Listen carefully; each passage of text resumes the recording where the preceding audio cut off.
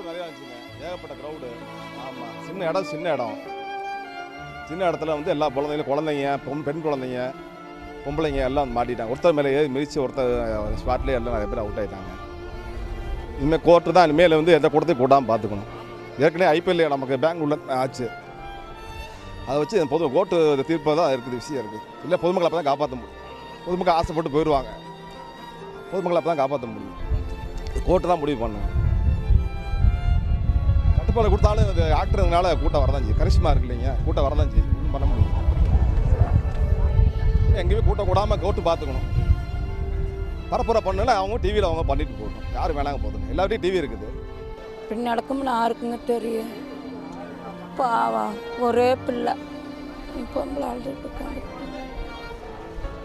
பார்த்துட்டு வந்தேன்.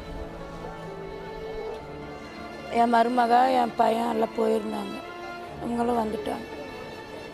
பதட்டமாக இருந்தது. அப்புறம் இவங்க தான் அடிபட செத்துட்டாங்க. வாத்தியார் பையன் பசிவரத்தில்.